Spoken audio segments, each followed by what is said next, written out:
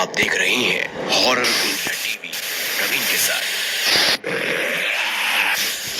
दोस्तों, हॉलीवुड और बॉलीवुड दोनों में काफी हॉरर फिल्में बन चुकी हैं।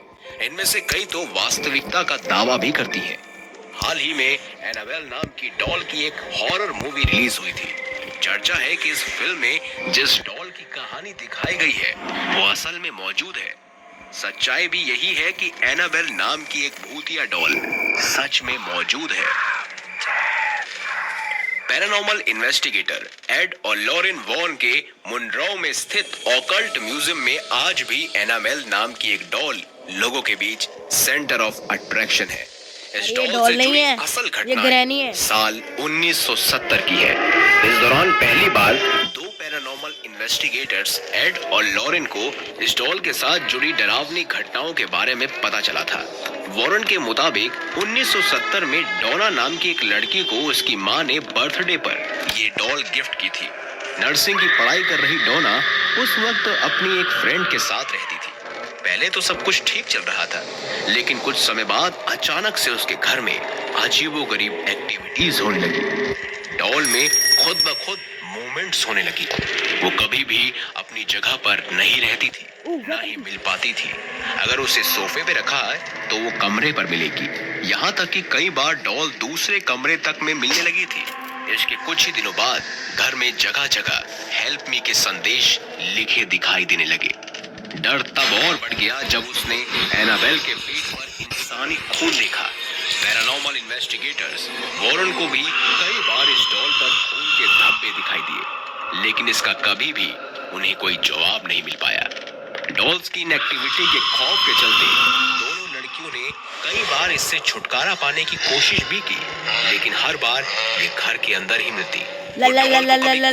के आते तो कभी घर से बहुत दूर, लेकिन जब वो रात को अपने बिस्तर पर सोने जाते तो उन्हें एनाबेल डॉल ही नजर आती।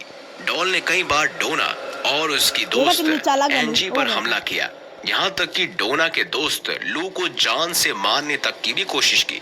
इंसानी शरीर की तलाश में एनाबेले थी। लॉरेन के मुताबिक इतनी घटनाएं हो जाने के बाद आखिरकार डोना ने उनसे संपर्क किया। इन्वेस्टिगेशन में पता चला कि डॉल में एक शैतानी आत्मा छुपी हुई है और वो अपने लिए किसी इंसानी शरीर की तलाश में थी। इसके बाद एड और लॉरेन ने डॉल को अपने साथ ले जाने का फैसला किया। ड्राइविंग के वक्त भी कई बार कार के ब्रेक और स्टीयरिंग अपने आप ही फेल हुए थे।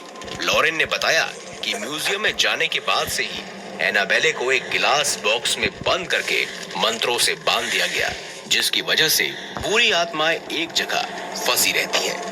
एड और लॉरेन वॉर्न के अनुसार इस डॉल की शैतानी ताकतें अभी भी जिंदा है। यदि इसे इस बॉक्स के बाहर निकाला जाए तो ये फिर से सक्रिय हो जाएंगी। एक दो दिन बाद ही डॉल की पुरानी हरकतें फिर से शुरू हो जाती हैं। वॉरेन घर से जाते हुए उसे एक कमरे में बंद करके जाते हैं, पर वो आते हैं तो वो कहीं उन्हें सीढ़ियों पर नजर आती है तो कभी दूसरे कमरे पर। इसी बीच एक और घटना घटित होती है। एक बार फादर जेसन ब्रैडफोर्ड वॉरेन से मिलने उनके ऑफिस में आते हैं, तो वो उस डॉल को उठा के कहते हैं कि ये सिर्फ एक डॉल है, ये किसी को क्या नुकसान पहुंचा सकती है। लेकिन जब फादर वहां से लौटे तो रास्ते में ही उनका मेजर एक्सीडेंट हो जाता है, जहां वो पूरी तरह से घायल हो जाते हैं और उसके बाद वो कई हफ्तों तक कोमा में थे। इसके बाद वॉरेन ने एक अभिमंत्रित बॉक्स बनाकर डॉल को उसमें रखकर अपने म्यूजियम में रख दिया और उसमें रखने के बाद उस डॉल में फिर से मूवमेंट नहीं दिखाई दी। हालांकि वॉरेन इसके बाद भी इस डॉल को एक और मौत के लिए जिम्मेदार मानते हैं। वो बताते हैं कि एक बार एक नौजवान अपनी गर्लफ्रेंड के साथ म्यूजियम देखने आया था। उन्होंने जब इसे उस डॉल की कहानी सुनाई तो वो शोकेस के पास जाकर उस डॉल को मजाक में लेने लगा और उसके ऊपर मजाक की कमेंट करने लगा। उसने कहा कि ये डॉल यदि किसी इंसान के शरीर पर घाव बना सकती है तो मैं भी ऐसा ही चाहूंगा। वॉरेन उन्हें ऐसा करने से मना करते रहे और उन्हें अपने घर से बाहर कर देते हैं। बाद में उन्हें पता चला कि म्यूजियम से निकलने के कुछ ही देर बाद उस लड़के की रोड एक्सीडेंट में मौत हो जाती है। लड़की घायल होकर अस्पताल पहुंची हुई थी, जहां वो पूरे साल भर रही। वॉरेन उस लड़की से हॉस्पिटल में मिलने जाते हैं अब देखना और उधर पूछते जाएगी, हैं क्या तुझे पता है वो हुआ। उधर से तो वो रास्ता लड़की है। कहती है कि वो दोनों उस डॉल का मजाक बनाते हुए बाइक से जा रहे थे कि अचानक वो अपना बाइक से कंट्रोल खो देते हैं और पेड़ से जाकर टकरा जाते हैं। वॉरेन का कहना था कि आपको शैतान को चैलेंज नहीं करना चाहिए, क्योंकि कोई भी इंसान उनसे ज्यादा शक्तिशाली नहीं होता। आशा है ये खास जानकारी, ये वीडियो आपको पसंद आई होगी और एनाबेल की असल जिंदगी में घटित कुछ कहानियों के बारे में हमने आपको बताया। आपको कैसा लगा कमेंट बॉक्स में हमें जरूर बताएं। अगर आप भी कुछ ऐसी ही खास मूवी की रिव्यूज चाहते हैं जो कि असल जीवन में घटित हो चुकी है, तो हमें कमेंट बॉक्स में उन मूवियों के नाम सजेस्ट कीजिए। हम अपनी आने वाली कुछ खास वीडियोस में आपको उन्हीं मूवीज के बारे में और उनकी असल जिंदगी में घटित कहानियों के बारे में जरूर बताएंगे। तब तक के लिए देखते रहिए हॉरर इंडिया टीवी प्रवीण के साथ।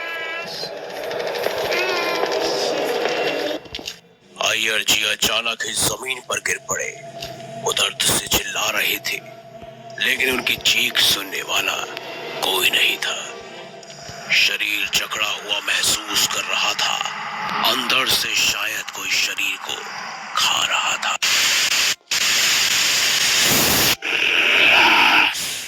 आप देख रहे हैं हॉरर इंडिया टीवी प्रवीण के साथ। ये कहानी आज हमें भेजी है हैदराबाद के रहने वाले अय्यर यप्पा जी ने।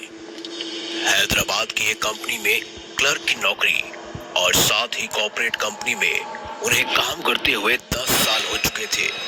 भारी इंसेंटिव के साथ अच्छी सैलरी होने की वजह से अय्यर अप्पा जी एक खुशहाल जिंदगी बिता रहे थे।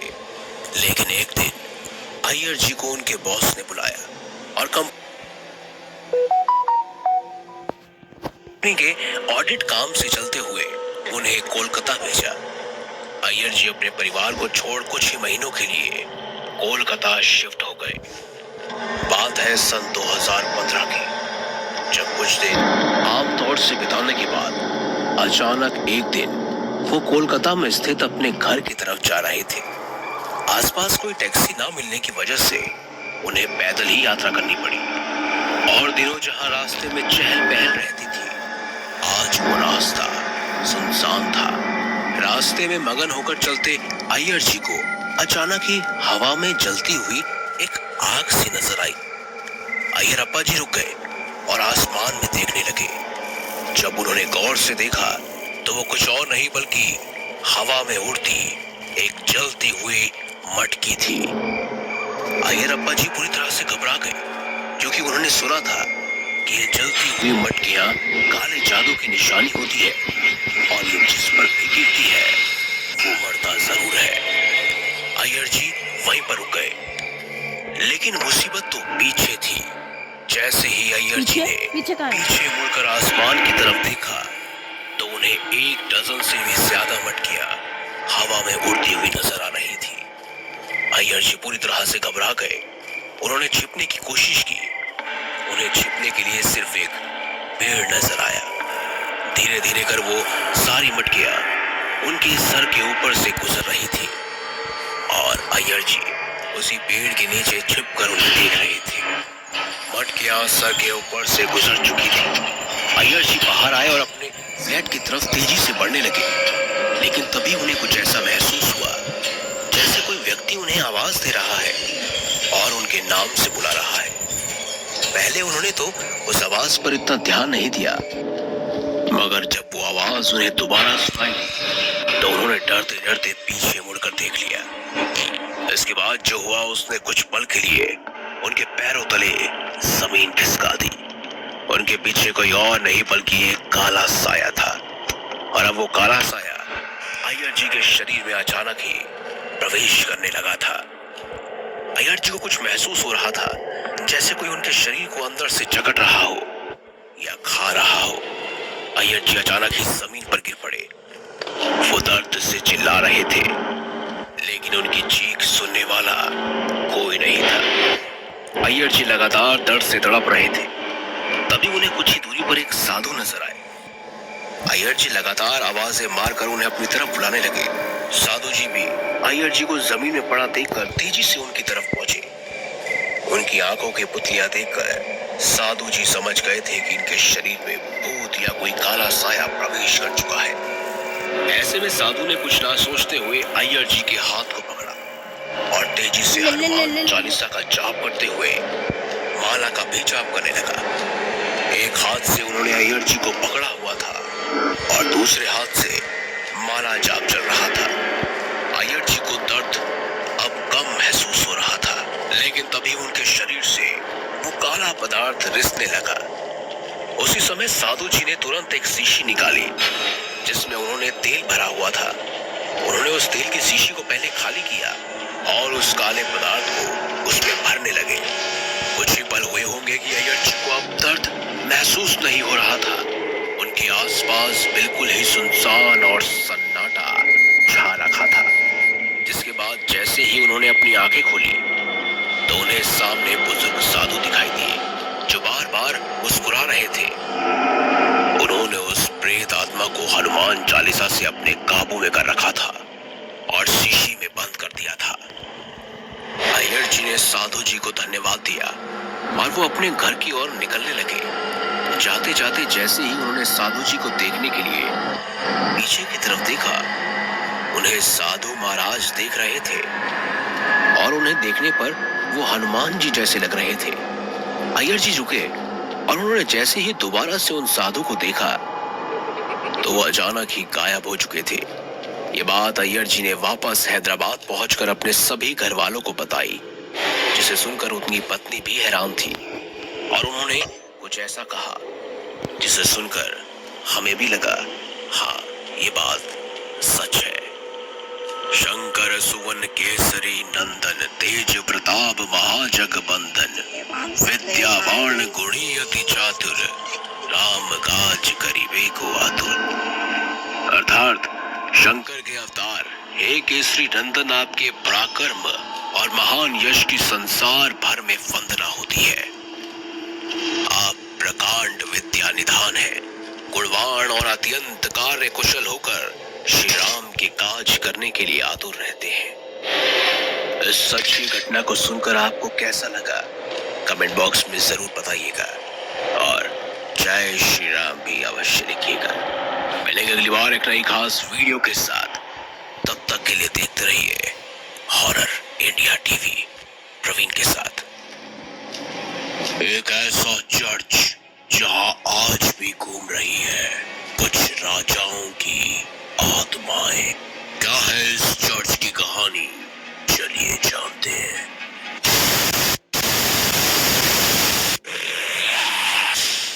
आप देख रहे हैं हॉरर इंडिया टीवी प्रवीण के साथ। जब हम चर्च शब्द सुनते हैं तो हम क्या महसूस करते हैं? मन की शांति, बेल्स की शुद्ध ध्वनि और पवित्र आत्माओं के लिए जगह। जाहिर है कि हमें किसी चर्च में भूत से डरने की कोई जरूरत नहीं होती। हमने बहुत सारी हॉलीवुड बॉलीवुड मूवीज में देखा है कि किस तरह से चर्च में आने से कतराती हैं आत्माएं। लेकिन क्या भगवान और भूत एक ही जगह पर रह सकते हैं? ये तर्क आपको दार्शनिक धारणाओं में ले जा सकता है, लेकिन हम आम लोग अपनी भावनाओं पर चलते हैं। आज बात करेंगे गोवा में एक ऐसे चर्च की जहां लोग अपनी अनुभूति महसूस कर सकते हैं और आप उनके शब्द का अर्थ निकाल सकते हैं। यह है दुनिया का सबसे डरावना और भूतिया चर्च। नाम है थ्री किंग्स चर्च। दक्षिण गोवा में बेल्सो से 15 किलोमीटर दूर ग्राम कैंसोलिम में एक चर्च है।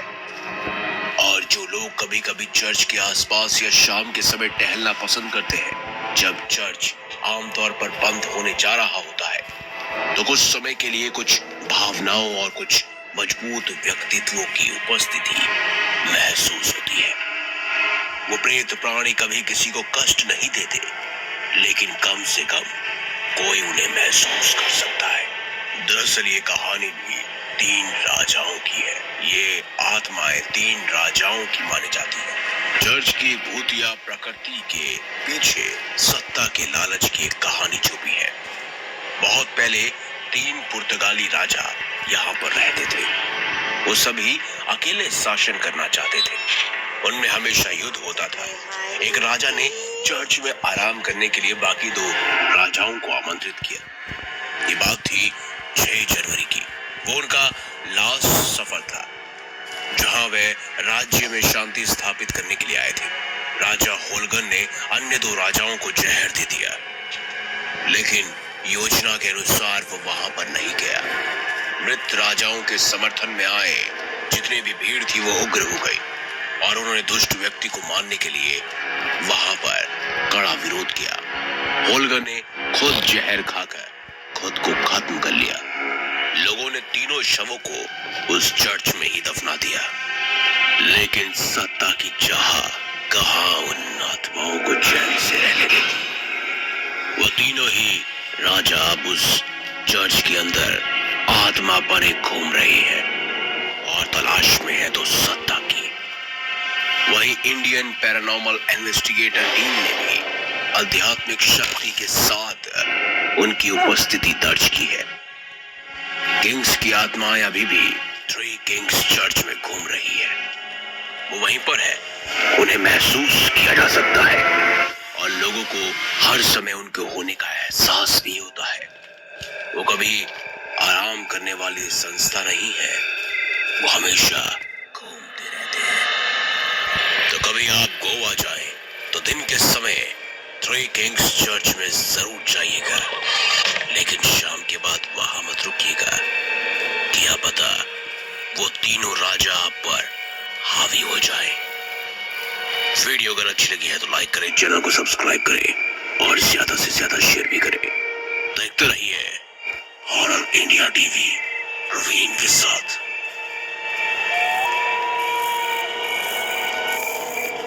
आपने हॉरर ट्रेन के बारे में सुना होगा, हॉरर रेलवे स्टेशन के बारे में सुना होगा या किसी भूतिया हॉस्पिटल के बारे में सुना होगा, लेकिन आज हम आपको बताएंगे मौत के एक ऐसे आइलैंड के बारे में जहां पर जिंदा जला दिए गए थे 1,60,000 लोग, और आज इसी आइलैंड पर भटकती है 1,60,000 आत्माएं।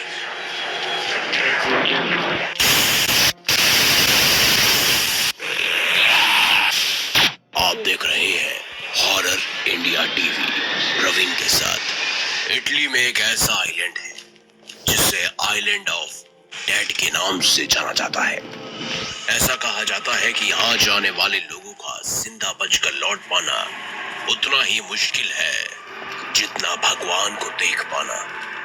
दरअसल इटली के पोवेंगलिया आइलैंड से जुड़ी हुई एक खौफनाक कहानी आज भी लोगों को हैरान कर देती है, जिसकी वजह से लोग यहाँ जाने से कतराते हैं। सैकड़ों साल पहले इस आइलैंड पर प्लेग के मरीजों को मरने के लिए लाकर छोड़ दिया गया था। बाद में ब्लैक डेथ यानी काला बुखार के समय भी आइलैंड का ऐसा ही इस्तेमाल जारी रखा गया। लोगों को जिंदा जला दिया गया। यहाँ बीमारी से जो लोग मर जाते थे उन्हें यहीं पर दफना दिया जाता था, और बाद में मरीजों की बढ़ती संख्या को देखते हुए लगभग 1,60,000 बीमार लोगों को यहाँ पर जिंदा जला दिया गया था। इसके बाद से लोग इसे भूतिया मानने लगे। ये आइलैंड पूरी तरह से वीरान हो गया। बात है 1922 की। इस आइलैंड पर मेंटल हॉस्पिटल बनाया गया, लेकिन कुछ सालों बाद उसे भी बंद कर दिया गया। बताया जाता है कि यहाँ पर डॉक्टर्स और नर्सों को कई असामान्य चीजें नजर आने लगी थी। वहीं पागल खाने में भर्ती मरीजों को भी प्लेग के मरीजों के भूत दिखाई देने लगे थे। लेकिन इस आइलैंड की कहानी यहीं खत्म नहीं होती। 1960 में एक व्यक्ति ने इस आइलैंड को खरीद लिया था। जी हाँ, मेंटल हॉस्पिटल बंद होने के कई साल बाद यहाँ आइलैंड दोबारा वीरान सा पड़ने लगा था। इसके बाद इटली की सरकार ने 1960 में इसे एक प्राइवेट मालिक को बेच दिया। वो शख्स अपनी फैमिली के साथ कुछ ही दिन यहाँ पर रहा और फिर इस जगह को छोड़कर चला गया। इसके बाद एक दूसरे परिवार ने इसे हॉलिडे होम बनाने के लिए खरीदा, लेकिन वो भी यहाँ सिर्फ एक दिन ही टिक सके। कहा जाता है कि आइलैंड के मालिक की बेटी के मुंह को किसी ने काट दिया था, जिसे जोड़ने के लिए 14 टाके लगाने पड़े थे। कहते हैं उनकी बीवी, यहाँ तक कि आइलैंड के मालिक और साथ ही उनके घर वालों को इतने भूत दिखे, इतनी आत्माएं दिखी कि उन्होंने आधी रात को ही उस आइलैंड को छोड़ दिया। इस तमाम घटना के बाद भी कई लोगों ने इसकी पड़ताल करने की कोशिश की, लेकिन सच की तलाश में गए ज्यादातर लोग यहाँ से जिंदा लौट कर नहीं आ सके। उसके बाद ये आइलैंड हमेशा के लिए वीरान हो गया।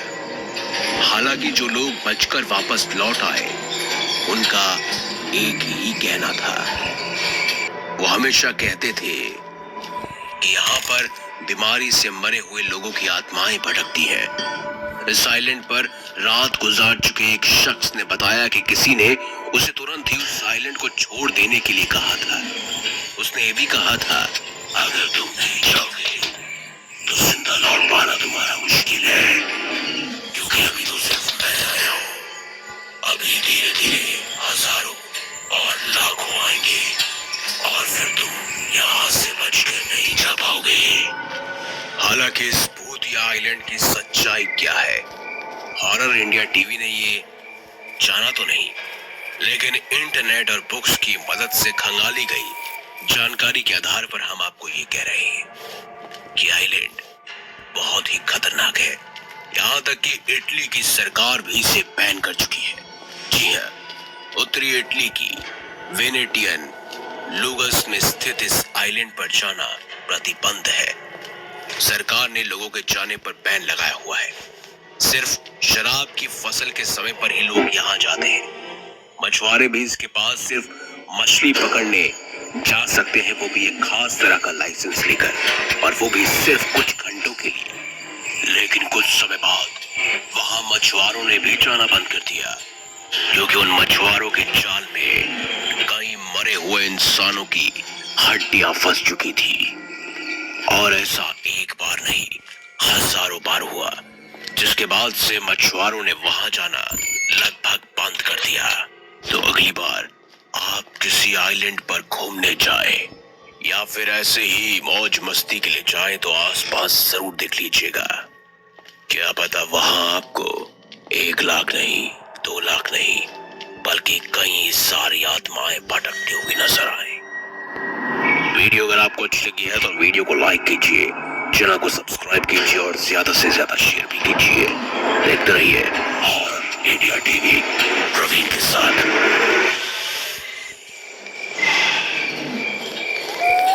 आस पड़ोस के लोग जमा हो चुके थे और तभी हनुमान चालीसा का पाठ सब मिलकर करने लगे। इधर लगातार अनामिका चिल्लाती जा रही थी, मेरे शरीर को मत छीनो, मुझे ये लड़की अच्छी लगती है, मत छीनो। मैंने कहा ये लड़की अच्छी।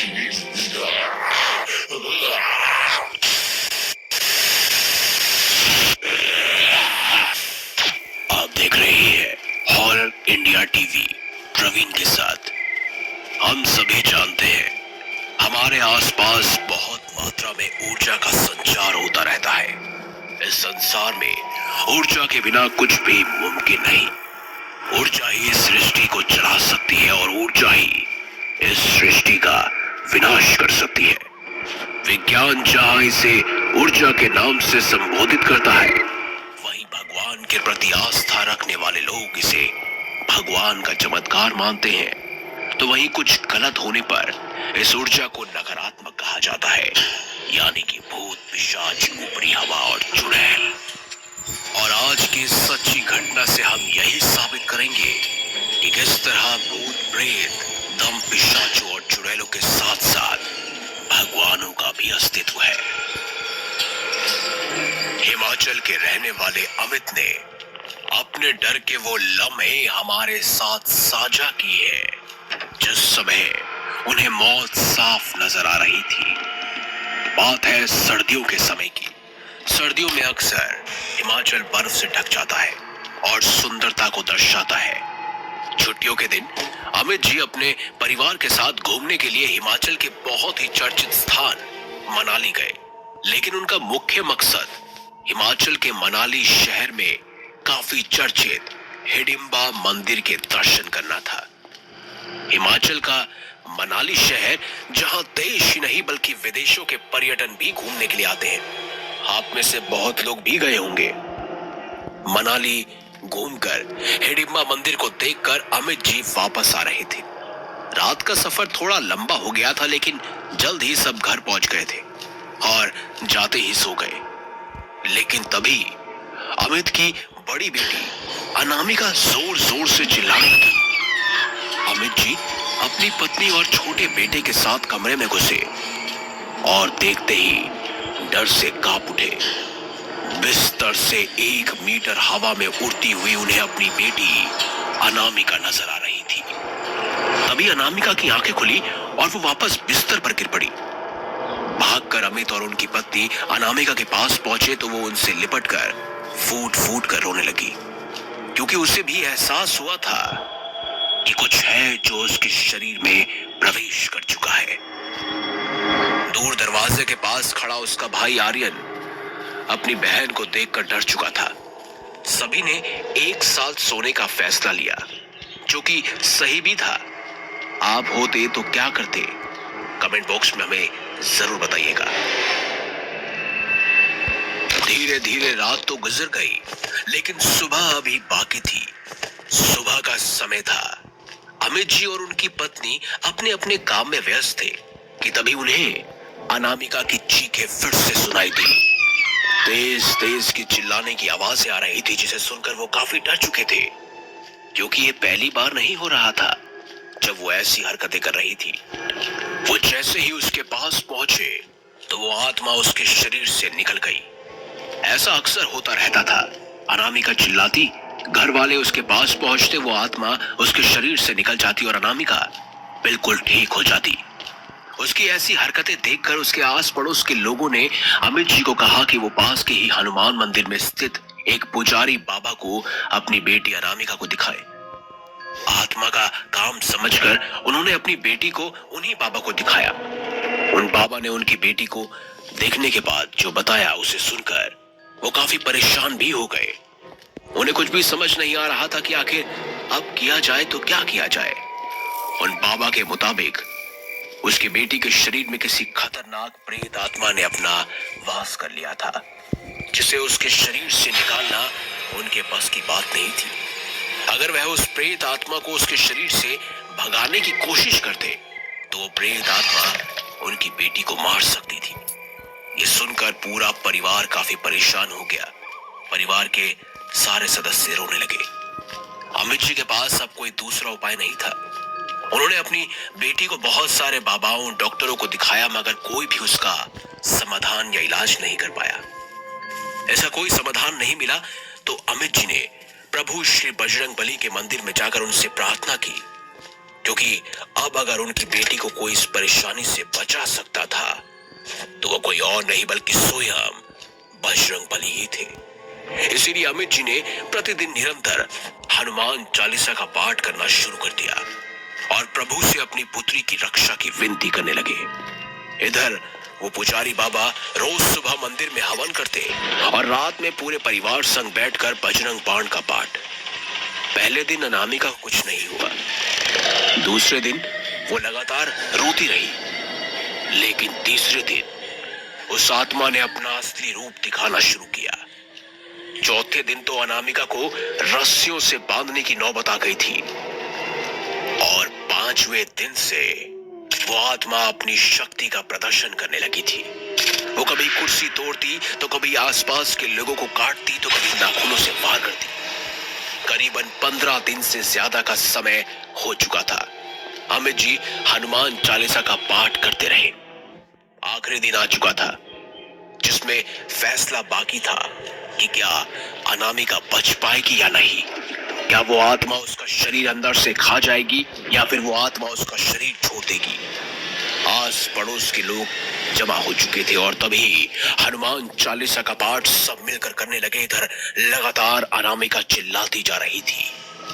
मेरे शरीर को मत छीनो, मुझे ये लड़की अच्छी लगती है, मत छीनो, मैंने कहा ये लड़की अच्छी। अचानक ही हनुमान चालीसा पढ़ते पढ़ते बाबा ने सिंदूर की एक फूंक अनामिका के ऊपर मारी और वो अचानक ही बेहोश हो गई। सभी की आंखों के सामने से एक सफेद धुंधली सी आकृति उस ज्योति के अंदर समा गई जो बजरंग बली के लिए जलाई गई थी। अनामिका को होश आया। पुजारी बाबा ने भी कहा कि अब अनामिका बिल्कुल ठीक हो चुकी है। अमित जी को ये किसी खूबसूरत सपने जैसा लग रहा था, मगर ये सपना नहीं बल्कि हकीकत था। एक पल में ही इतनी बड़ी खुशी मिलना किसी एक चमत्कार से कम नहीं थी।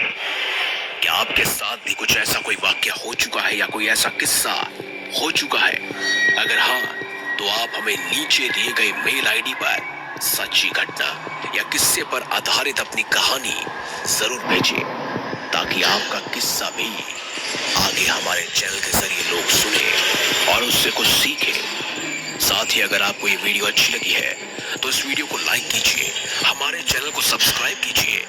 साथ ही अगर आप पॉडकास्ट सुनने के आदी हैं तो आप स्पॉटिफाई में जाकर हमारे लेटेस्ट हॉरर पॉडकास्ट सुन सकते हैं। तब तक के लिए देखते रहिए हॉरर इंडिया टीवी प्रवीण के साथ।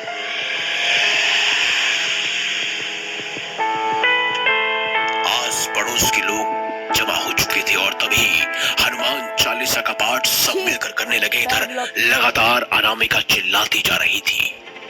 मेरे शरीर को मत छीनो, मुझे ये लड़की अच्छी लगती है, मत छीनो, मैंने कहा ये लड़की अच्छी।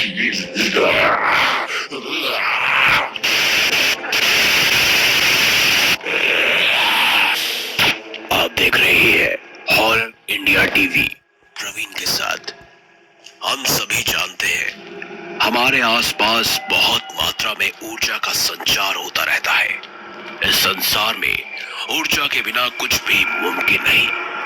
ऊर्जा ही इस सृष्टि को चला सकती है और ऊर्जा ही इस सृष्टि का विनाश कर सकती है।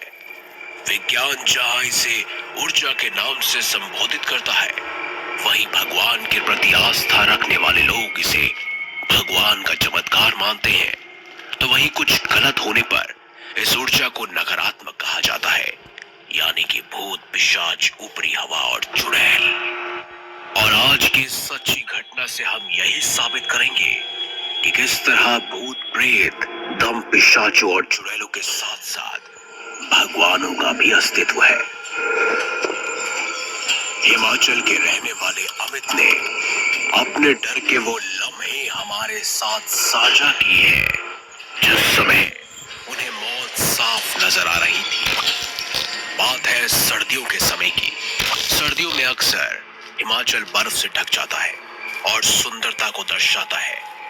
छुट्टियों के दिन अमित जी अपने परिवार के साथ घूमने के लिए हिमाचल के बहुत ही चर्चित स्थान मनाली गए, लेकिन उनका मुख्य मकसद हिमाचल के मनाली शहर में काफी चर्चित हिडिंबा मंदिर के दर्शन करना था।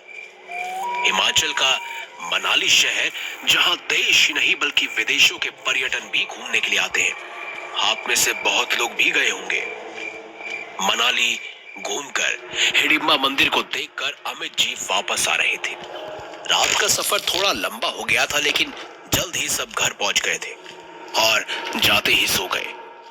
लेकिन तभी अमित की बड़ी बेटी अनामिका जोर जोर से चिल्लाने लगी। अमित जी अपनी पत्नी और छोटे बेटे के साथ कमरे में घुसे और देखते ही डर से कांप उठे।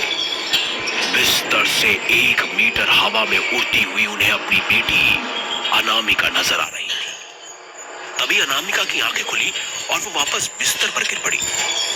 भागकर अमित और उनकी पत्नी अनामिका के पास पहुंचे तो वो उनसे लिपटकर फूट फूट कर रोने लगी, क्योंकि उसे भी एहसास हुआ था कि कुछ है जो उसके शरीर में प्रवेश कर चुका है।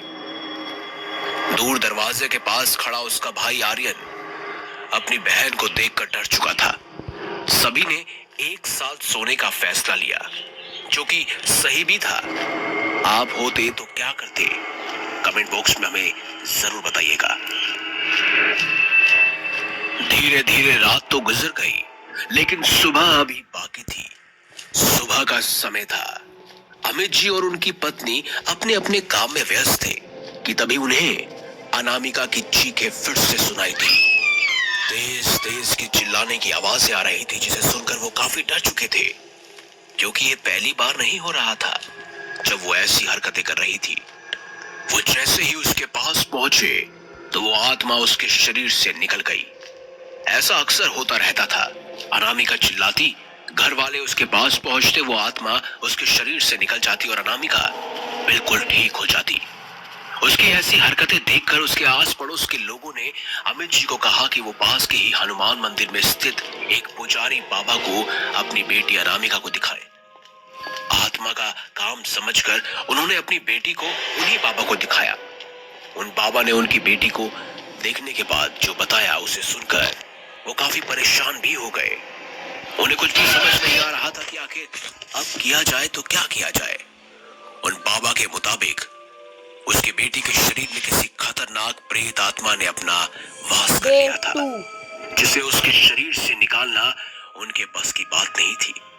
अगर वह उस प्रेत आत्मा को उसके शरीर से भगाने की कोशिश करते तो वो प्रेत आत्मा उनकी बेटी को मार सकती थी। ये सुनकर पूरा परिवार काफी परेशान हो गया। परिवार के सारे सदस्य रोने लगे। अमित जी के पास अब कोई दूसरा उपाय नहीं था। उन्होंने अपनी बेटी को बहुत सारे बाबाओं, डॉक्टरों को दिखाया, मगर कोई भी उसका समाधान या इलाज नहीं कर पाया। ऐसा कोई समाधान नहीं मिला तो अमित जी ने प्रभु श्री बजरंग बली के मंदिर में जाकर उनसे प्रार्थना की, क्योंकि अब अगर उनकी बेटी को कोई इस परेशानी से बचा सकता था तो वो कोई और नहीं बल्कि स्वयं बजरंग बली ही थे। इसीलिए अमित जी ने प्रतिदिन निरंतर हनुमान चालीसा का पाठ करना शुरू कर दिया और प्रभु से अपनी पुत्री की रक्षा की विनती करने लगे। इधर वो पुजारी बाबा रोज सुबह मंदिर में हवन करते और रात में पूरे परिवार संग बैठकर बजरंग बाण का पाठ। पहले दिन अनामिका को कुछ नहीं हुआ। दूसरे दिन वो लगातार रोती रही, लेकिन तीसरे दिन उस आत्मा ने अपना असली रूप दिखाना शुरू।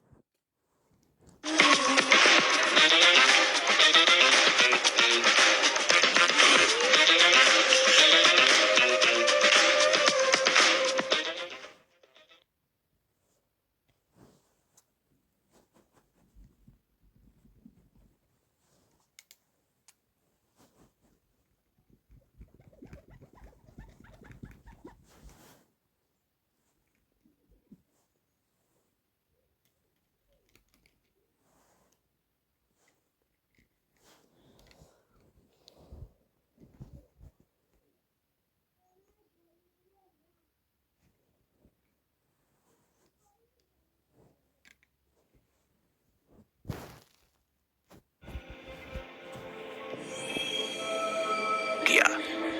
चौथे दिन तो अनामिका को रस्सियों से बांधने की नौबत आ गई थी और पांचवें दिन से वो आत्मा अपनी शक्ति का प्रदर्शन करने लगी थी। वो कभी कुर्सी तोड़ती तो कभी आसपास के लोगों को काटती तो कभी नाखूनों से वार करती। करीबन 15 दिन से ज्यादा का समय हो चुका था। अमित जी हनुमान चालीसा का पाठ करते रहे। आखिरी दिन आ चुका था जिसमें फैसला बाकी था कि क्या अनामिका बच पाएगी या नहीं। क्या वो आत्मा उसका शरीर अंदर से खा जाएगी या फिर वो आत्मा उसका शरीर छोड़ देगी। आस पड़ोस के लोग जमा हो चुके थे और तभी हनुमान चालीसा का पाठ सब मिलकर करने लगे। इधर लगातार अनामिका चिल्लाती जा रही थी, मेरे शरीर को मत छीनो, मुझे ये लड़की अच्छी लगती है, मत छीनो, मैंने कहा ये लड़की अच्छी अचानक ही हनुमान चालीसा पढ़ते पढ़ते बाबा ने सिंदूर की एक फूंक अनामिका के ऊपर मारी और वो अचानक ही बेहोश हो गई।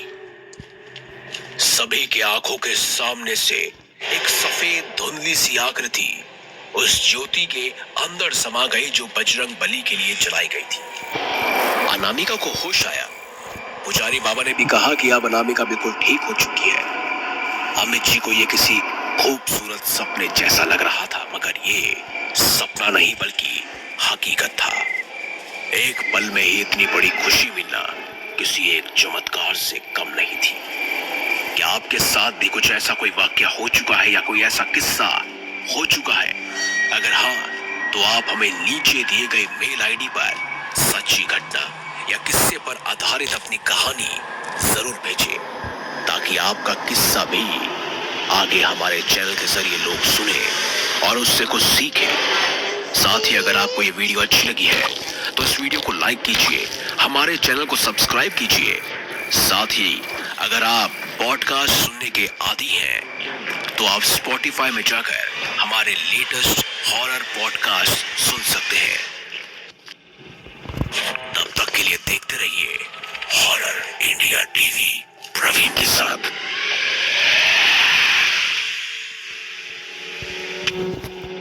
300 साल से नदी में डूबा हुआ एक भूतिया गांव जो अब जमीन से ऊपर आ चुका है। इसके झील का पानी अब खत्म हो चुका है और अब यहाँ पर साफ तौर पर नजर आता है एक डूबा हुआ भूतिया शहर।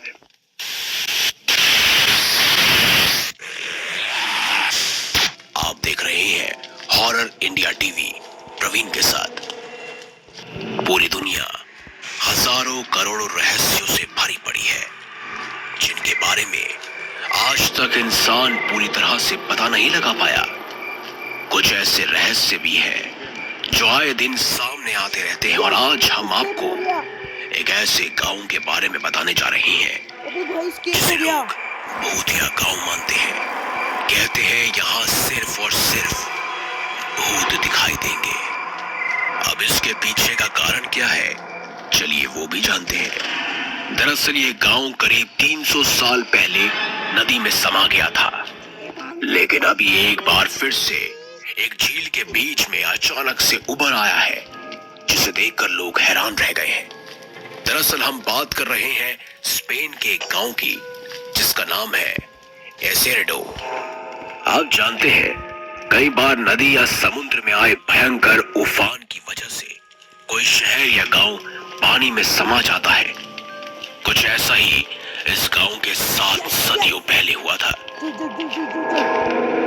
300 साल पहले ये गांव पानी में डूब गया था, लेकिन पानी से अब ये बाहर आ चुका है। स्पेन में 90 के दशक से पहले ही भयानक बाढ़ आई थी, जिसमें ये गांव डूबा हुआ था। वैसे अक्सर जब इस झील का पानी कम होता है तो गांव दिखाई देने लगता है, लेकिन अब ऐसा मंजर आ चुका है कि पानी बिल्कुल सूख चुका है। ऐसे में ये भूतिया गांव साफ तौर पर नजर आता है। स्पेन के लोइबस में एसेरेडो नाम का एक गांव है। कहते हैं साल 1792 में यहाँ के लोगों को दूसरे स्थान पर जबरन भेज दिया गया था, क्योंकि यहाँ पर जलाशय के लिए रास्ते का निर्माण किया जाना था। ये गांव पुर्तगाल के जल विद्युत संयंत्र के डूबे क्षेत्र में स्थित था। एक दिन जलाशय में पानी छोड़ दिया गया, जिस वजह से लीमिया नदी में अचानक पानी की बाढ़ आ गई, जिसके चलते बाढ़ में कई सारे लोग डूब गए। इसके बाद प्रशासन ने गांव के लोगों को दूसरे स्थान पर जाने के लिए कहा, जो कि कुछ लोग ही बचे थे, लेकिन लोग नहीं माने और उसके बाद उन्हें जबरन गांव से बाहर भेज दिया गया। गांव को पूरी तरह से खाली करने की कोशिश की गई, लेकिन कुछ लोग वहीं रहे। मिलते हैं अगली वीडियो में, बाय। पानी में डूब